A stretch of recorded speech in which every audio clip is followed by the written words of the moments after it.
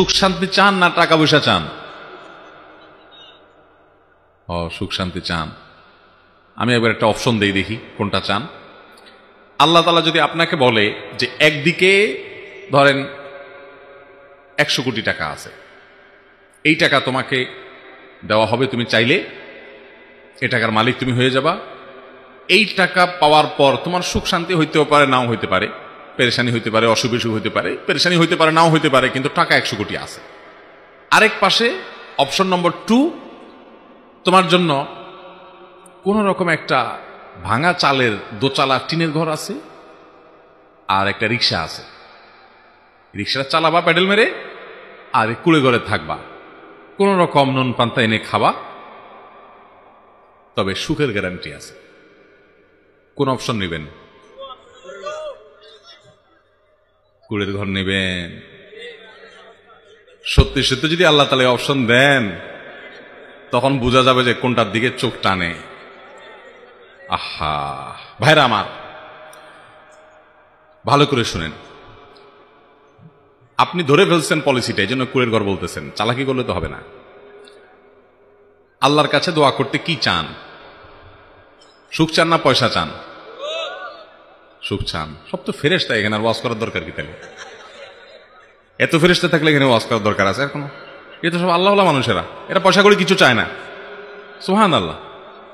ভাই, আমরা আল্লাহর কাছে সাধারণত কি চাই বলেন তো?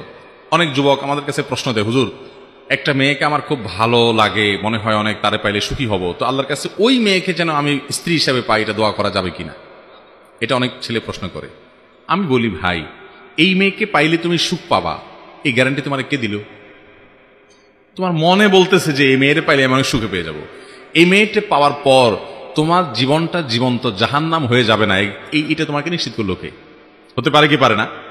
এরকম বহু ছেলে তথাকথিত প্রেম, যেটা 2 নম্বরই আর কি, 2 নম্বরই আমি এমনি এমনি বলি না, আমি সব জায়গায় এটা ব্যাখ্যা দিই। কারণ এটা হলো ছেলেদের কিছু ফুসনষ্টি করার ধান্দা, আর মেয়েদের কিছু চটপটি ফুচকা চাইনিজ বাদাম খাওয়ার ধান্দা। নাম দিয়েছেন প্রেম।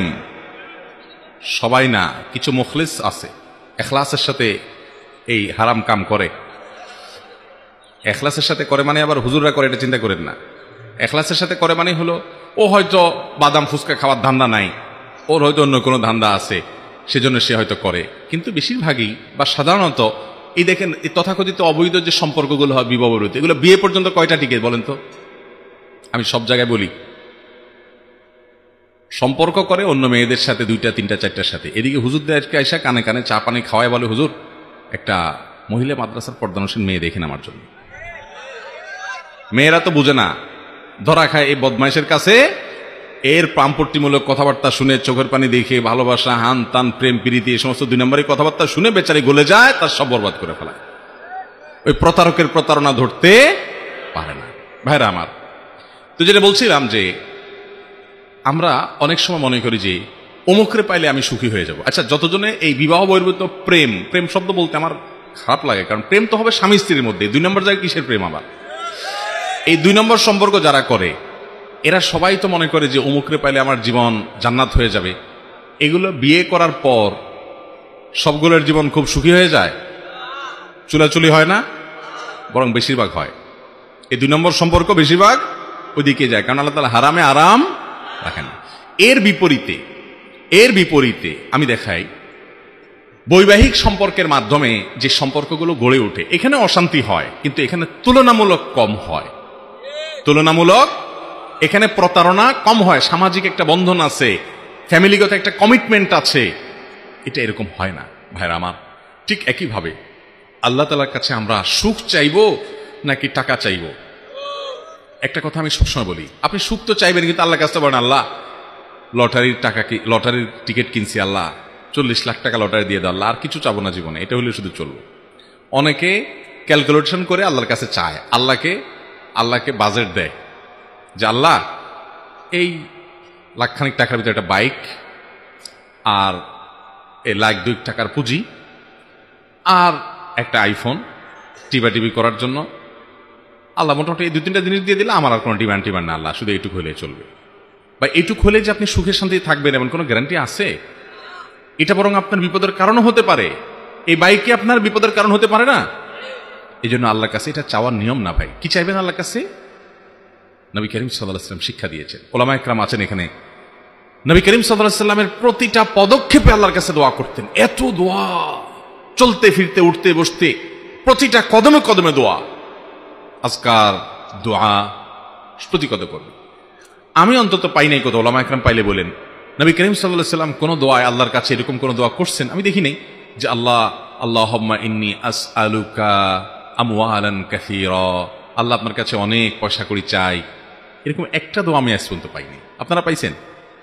কিন্তু একটা দোয়া পাইছি বারবার বিভিন্নভাবে নবী সাল্লাল্লাহু আলাইহি ওয়াসাল্লাম আল্লাহর কাছে চাইছেন। সেটা কি? তিনি আল্লাহর কাছে দোয়া করেছেন, এই দোয়াটা বিভিন্নভাবে করেছেন। আল্লাহুম্মা ইন্নী আসআলুকাল আফিয়াহ ফিদ দুনিয়া ওয়াল আখিরাহ, আল্লাহ দুনিয়াতে আপনার কাছে আমি শান্তি চাই, আখিরাতে শান্তি চাই। আমি যাকে মনে করছি এর সাথে আমার শান্তি হবে, এটা না হয় অন্য কোনো জায়গা হতে পারে, যেখানে শান্তি হবে ওখানে আল্লাহ আপনি আমাকে নিয়ে যান। আল্লাহ, কাউকে আপনি কুড়ের ঘর দিয়ে শান্তির মধ্যে তাকে রাখতে পারেন, আরেকজনকে অনেক পয়সা করে দিয়ে শান্তির ধারে কাছেও রাখবেন না, এমনও হতে পারে। এই জন্য ভাইয়ের আমার, আল্লাহর কাছে কি চাইবো আমরা? ইনশাআল্লাহ শান্তি চাইবো। যে ভাই প্রশ্ন করেছেন তাকে বলবো, বাবা মা পরিবারের লোকেরা আপনাকে বাধ্য করে হারামে যাইতে, তাদেরকে বুঝান, চোখের পানি ফেলেন, কোন ওলামা একরামকে দিয়ে কাউন্সিলিং করেন যে হারাম কি হালাল কি, হারামে শান্তি নাই, হালালে শান্তি আছে, তাদেরকে বুঝান যে শান্তিটা দিন শেষে দরকার, আমি হারামে যাব না। আমি ওই প্রতিযোগিতা করব না যে তার আরেকজনের ছেলে লাখ লাখ টাকা কোটি কোটি টাকা বানায়, আমি কম্পিটিশনে যাব না। আমি সততার কম্পিটিশনে থাকবো। লাখ লাখ টাকা বানানো কুলি চামারেও পারে, আরে এটা তো হাজার হাজার ছেলে মেয়েরাই করে, সৎ সবাই থাকতে পারে না, আমি সৎ থাকবো ইনশাআল্লাহ। আল্লাহ আমাদেরকে সৎ থাকার তৌফিক দান করুন।